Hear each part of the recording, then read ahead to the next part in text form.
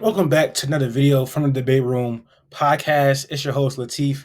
I'm doing a solo video on a reaction to Game One versus the Celtics and Pacers. A brutal loss for the Pacers. They cost themselves whatever chance they had at winning this series tonight. The small chance they had at winning this series to get a game on the road with Kristaps Porzingis being out for the first two games of the series, and you get 23 from Alex Turner, 24 from Pascal Siakam, a great game from Tyrese Halliburton for the first three quarters of this game, a great game from TJ McConnell for the first few quarters of this game. Andrew Nembhard was great tonight. Obi Toppin was great tonight. To have all that in combination and still don't come out with the win, it's crushing. And I think this series was going to be entertaining. I said that in my evaluation of the series. I thought that we would get some entertaining games. I didn't expect it to be game one with the Celtics being able to rest and game plan for this series coming in, but they came out very strong in the first quarter, started off 12-0. And at that point in the game, I thought, like, yeah, this series is wraps. This game is wraps. They came out for blood. They came out creating turnovers, getting to the basket. The offense was flowing, especially in transition. They started off with a 10-0 lead in transition in the first quarter. But then Rick Carlisle made a great adjustment. He put the bench in, and TJ McConnell, Miles Turner started going really crazy. Andrew Nembhard was playing well. Once he put that bench unit in with Obi Toppin and TJ McConnell, it really gave them a boost, and they climbed back into the game. And for a lot of this game, it was back and forth. And then the Celtics obviously do what the Celtics do. They got into stagnant offense, and they set up for threes. So it was a point where they went up, I think, 92-79. I think that was in the third quarter. Jason Tatum goes to the bench, and then immediately the Pacers go on a run. And I think Joe Mazzulla, what his fault was keeping Tatum on the bench too long and allowed the Pacers to come back into the game.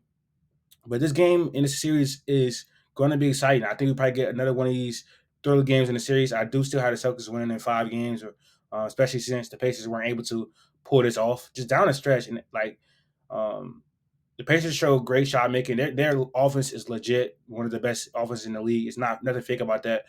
I don't think they should be here because of the injuries, but they here and they're competing. You may not respect exactly how they got here with the injuries and stuff like that, but to come into this game to compete, you know what I'm saying, in Boston, despite Kristaps Porzingis, they played great tonight until the end. Down the stretch, the Celtics missed 4 shots in the last 70 seconds, and they had a 3-point lead, and somehow the Pacers come out with a loss in this game. It's ridiculous. Um, it's a common knowledge. We know nowadays that if you have the ball, if the other team has the ball, you're up three, and the other team has no timeouts, you foul. Rick Carlisle decides not to do that. Obviously, Pascal Siakam can't handle the inbounds pass, and Jaylen Brown uh, hits that three in the corner to send it to overtime. So I think down the stretch, Joe Mazzulla and Rick Carlisle made some interesting decisions down the stretch. For Joe Mazzulla continue to allow Al Horford to get hunted in the pick and roll and in space and in ISO. Obviously, that's going to be better when Kristaps Porzingis comes into the scene. But I think they ran like a Spain pick and roll on like their last, like with like a minute left for Andrew Nembhard. They were attacking Al Horford down the stretch the whole time.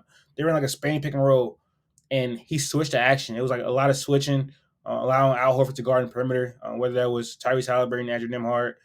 I think the adjustment for him is just put him on Pascal Siakam until Kristaps Porzingis come back, because they like to run that pick and roll mostly with Miles Turner, that pick and pop game, and Al Horford either is going to get cooked by Halliburton with that step back three or that his pull up three out the pick and roll, or he is allowing Miles Turner to get an open pick and pop three, which is why he had 23 points tonight. So the adjustment for him should be just put him on Pascal Siakam. If they run that pick and roll with Pascal Siakam, which they do a lot, um, you have to like show hard on Halliburton until Drew Holiday gets over the screen, and then get back to Pascal Siakam at that mid range shot he likes to hit, or if he's going to pop it to the three, you give that up because Pascal's not a great shooter. So you live with Pascal hitting threes and tough twos for the mid range. They had to definitely adjust with that. And just down the stretch, the Celtics just didn't get into their offense a lot. It was a lot of selling for threes. Jason Tatum played terrible down the stretch in the fourth quarter before overtime. He was pretty good overtime. I think he was 2 for 7 um, in the fourth quarter, and he ended up 4 for 9. Like in fourth quarter and overtime combined. So down the stretch, he did step up, But in that fourth quarter, he was terrible. The Celtics offense was stagnant, and they were settling. They were running a lot of offense, which they can't do, and which would be a concern for them going forward. And obviously the finals when they make it there. For Rick Carlisle, when Aaron Nesmith went out with that sixth foul, he decided to put in. I think I think he decided to put in TJ McConnell, and he decided to put in Andrew Demar and Holly run that 3 guard lineup instead of putting Obi Toppin, who had been great all night, and that allowed the Celtics to hunt mismatches down the stretch. Like Andrew Demar was guarding Tatum, and he got that and one down the stretch. So that was a blunder for him. Not fouling up three is just dumb. It just doesn't make a lot of sense. Like it just doesn't. It never works. I think they did that as well against in the Buck series when Chris Middleton hit that three to send it to overtime. So it's come back to bite them, and they continue to do it. So maybe he learns from that if they get back in that situation again in his playoffs. But it was a historic collapse for the Pacers. I think this was their best chance to make this a some type of competitive series where they're not going home in like 5 or 6. I do see some people saying like, yeah, this series is going to be competitive, but I just don't think that Boston defensively is going to play that bad. Like obviously, the Pacers offense is arguably the best in the league with Tyrese Halliburton being healthy. It was the best in the league with Tyrese Halliburton being healthy, and when Pascal Siakam wasn't on the team yet.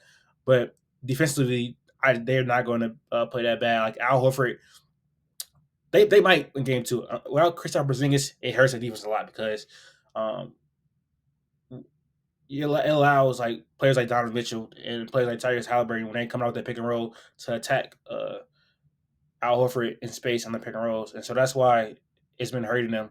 Tyrese Halliburton hit 6 threes today, and a lot of it had to do with he made some insane shots like that 50 foot, well not like 40 foot shot he made at the end of the quarter, and then that shot he made over Jalen Brown at the end of the quarter, and he also hit it like a three where he self created, like he crossed Jalen Brown hit a three, but for the most part it was a lot of Al Horford not helping on on that pick and roll and playing the drop coverage. And him playing the drop coverage is just not ideal against a shooter like Tyrese Halliburton, a shooter um, like Andrew Nemar, who has been hot from three so far in this playoff. So, and also he was just attacking him in isolation, getting to the mid range.